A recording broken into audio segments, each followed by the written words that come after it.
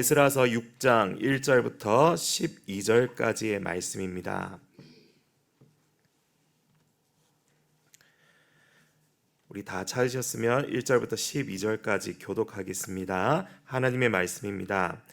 이에 다리오 왕이 조서를 내려 문서 창고 곧 바벨론의 보물을 쌓아둔 보물 정각에서 조사하게 하여 메데도 앙메닥 궁성에서 한 두루마리를 찾았으니 거기에 기록하였으되 고레스 왕 원년에 조서를 내려 이르기를 예루살렘에 있는 하나님의 성전에 대하여 이르노니 이 성전 곧 제사 드리는 처소를 건축하되 지대를 견고히 쌓고 그 성전의 높이는 60규빗으로 너비도 60규빗으로 하고 큰 돌 3켜에 새 나무 1켜를 놓으라.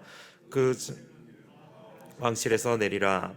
또 느부갓네살이 예루살렘 성전에서 탈취하여 바벨론으로 옮겼던 하나님의 성전 금, 은 그릇을 돌려보내어 예루살렘 성전에 가져다가 하나님의 성전 안 각기 제자리에 둘지니라 하였더라. 유브라데 강 건너편 총독 다뜨네와 스달보스네와 너희 동관 유브라데 강 건너편 아바삭 사람들은 그곳을 멀리하여 하나님의 성전 공사를 막지 말고 유다 총독과 장로들이 하나님의 이 성전을 제자리에 건축하게 하라. 내가 또 조서를 내려서 하나님의 이 성전을 건축함에 대하여 너희가 유다 사람의 장로들에게 행할 것을 알리노니 왕의 재산 곧 유브라데 강 건너편에서 거둔 세금 중에서 그 경비를 이 사람들에게 끊임없이 주어 그들로 멈추지 않게 하라. 또 그들이 필요로 하는 것 곧 하늘의 하나님께 드릴 번제의 수송아지와 순양과 어린 양과 또 밀과 소금과 포도주와 기름을 예루살렘 제사장의 요구대로 어김없이 날마다 주어 그들이 하늘의 하나님께 향기로운 제물을 드려 왕과 왕자들의 생명을 위하여 기도하게 하라. 내가 또 명령을 내리노니 누구를 막론하고 이 명령을 변조하면 그의 집에서 들보를 빼내고 그를 그 위에 메어 달게 하고 그의 집은 이로 말미암아 거름더미가 되게 하라.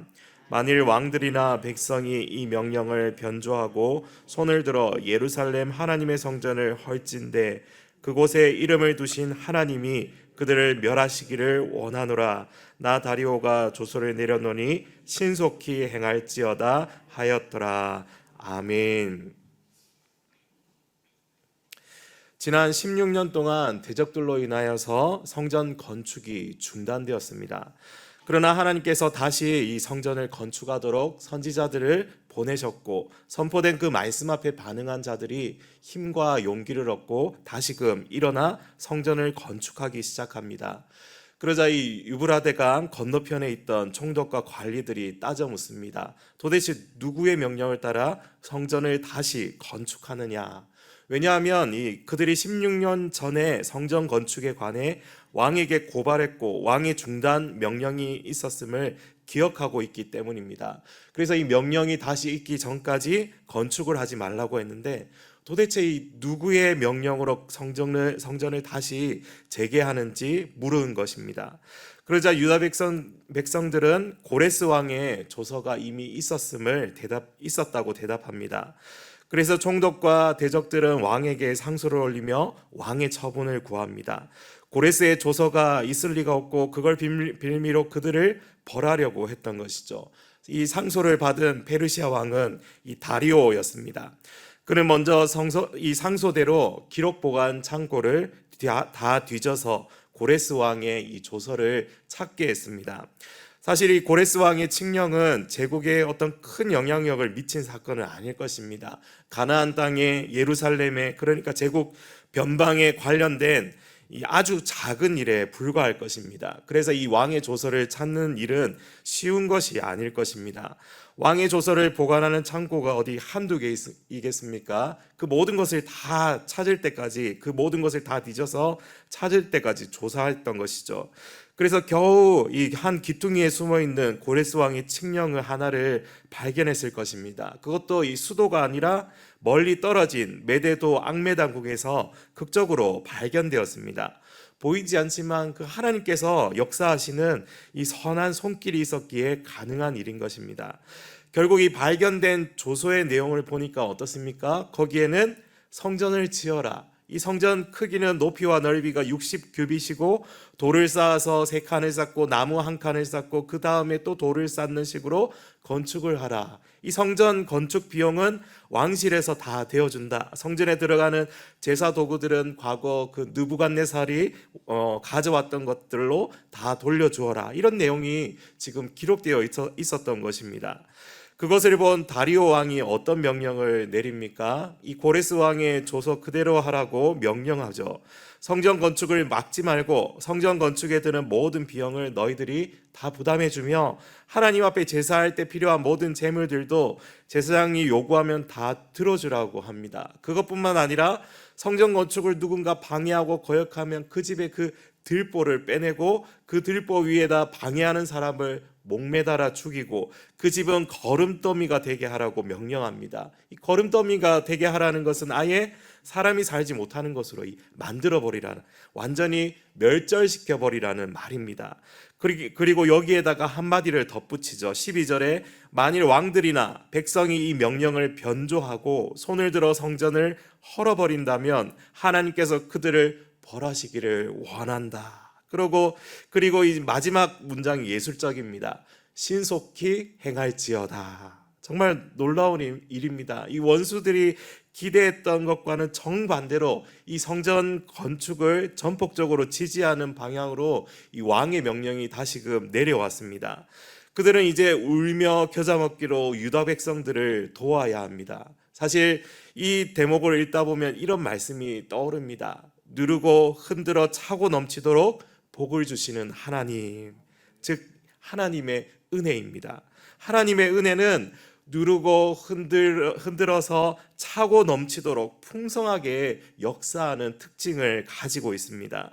유다 백성들이 하나님의 그 말씀을 듣기 시작했고 주님께서 주신 그 시대적인 사명을 다시 각성하고 마음이 뜨거워져서 그 일에 다시금 헌신하기로 마음먹고 일을 시작하자마자 그들을 지배하고 엉두르며 방해하던 모든 환경마저도 뛰어넘게 하시는 그 놀라운 하나님의 은혜가 그들에게 임하게 되었던 것입니다. 그것을 우리로 보게 하십니다.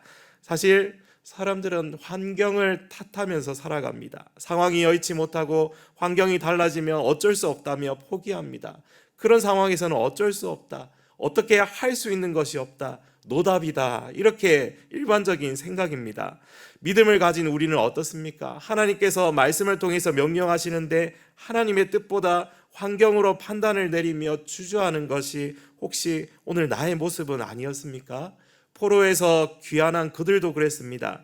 학개서 1장을 보면 너희는 때가 이르지 아니하였다 하였노라. 성전을 지을 만한 상황이 아직 되지 않았다며 그들은 포기하며 있었던 것입니다.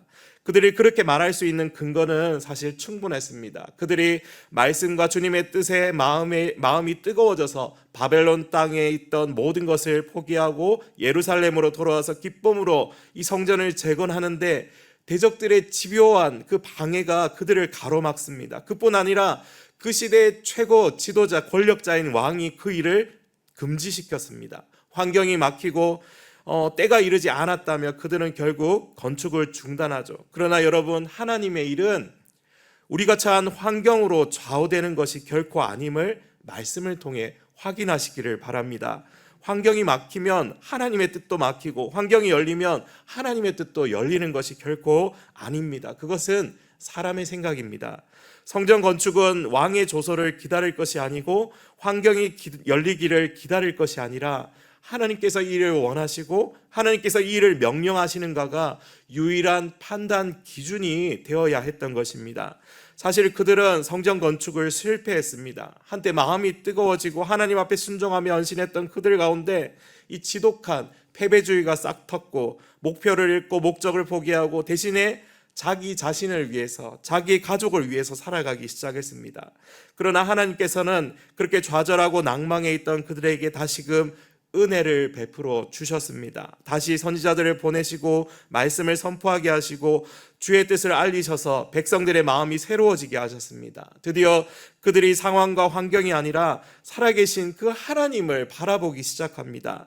환경과 상황이라고 하는 것은 세상 사람들과 불신자들 혹은 우상 숭배자들이 사용하는 말입니다. 우리는 섭리라는 말을 대신해서 사용합니다. 하나님께서 온 우주 만물의 창조주여 모든 일을 통치하시는 대주제라는 사실과 그 전능하신 이 만군의 여호와 하나님께서 자기 백성들의 삶을 선하게 인도해 가심을 믿는 것입니다. 하나님의 백성은 항상 그분의 섭리를 이 믿음의 눈으로 바라볼 수 있어야 합니다. 하나님의 백성들, 주의 성도들은 상황과 환경에 매여 살아가는 사람들이 결코 아닌 것입니다. 우리는 하나님의 섭리를 믿으며 살아가는 사람들입니다. 우리는 하나님의 뜻, 그분의 말씀을 전심으로 의지하며 살아가야 하는 사람들인 것입니다. 그럴 때에야 하나님께서 주신 그 거룩한 사명에 대한 열정이 새롭게 불타올라 상황과 그 환경을 뛰어넘어서 하나님의 뜻과 하나님의 능력만 보이게 되는 것입니다. 사랑하는 영가족 여러분, 오늘 하루도 전심으로 우리가 주님만 바라보며 살아갑시다. 하나님의 그 말씀 안에 거합시다. 그럴 때 우리는 주님께서 주신 그 거룩한 사명에 집중하며 즐거이 그 일에 헌신하며 하나님의 일하심과 그분의 능력을 경험하게 될 것입니다. 오늘 하루도 그 누르고 흔들어 넘치게 하시는 그 하나님의 은혜 가운데 거하는 저와 여러분 되시기를 주님의 이름으로 소원합니다. 하나님 아버지, 오늘도 주의 말씀을 의지하며 이 하루를 신실하게 살아가기 원합니다. 하나님, 오늘도 주님께서 우리에게 말씀하시고 그 말씀에 순종하며 그 말씀을 따라서 살아가는 저희 모두가 될 수 있도록 주님 붙잡아 주시옵소서. 상황과 환경이 어떠하든지 그것보다 하나님의 그 섭리, 하나님의 그 선한 손길을 바라보며 살아갈 수 있는 주님의 가족들, 주님의 자녀들 다 되게 하여 주시옵소서. 그래서 오늘도 우리의 마음과 생각을 지키며 주님 앞에 온전한 삶의 예배로 주님께 영광 올려드리는 믿음의 시간을 살아가는 저희 모두가 되게 하여 주시옵소서. 예수님의 이름으로 기도드립니다. 아멘. 하늘에 계신 우리 아버지여, 이름이 거룩히 여김을 받으시오며 나라가 임하시오며 뜻이 하늘에서 이루어진 것 같이 땅에서도 이루어지이다. 오늘 우리에게 일용할 양식을 주시옵고 우리가 우리에게 죄 지은 자를 사하여 준 것 같이 우리 죄를 사하여 주시옵고 우리를 시험에 들게 하지 마시옵고 다만 악에서 구하시옵소서. 나라와 권세와 영광이 아버지께 영원히 있사옵나이다. 아멘.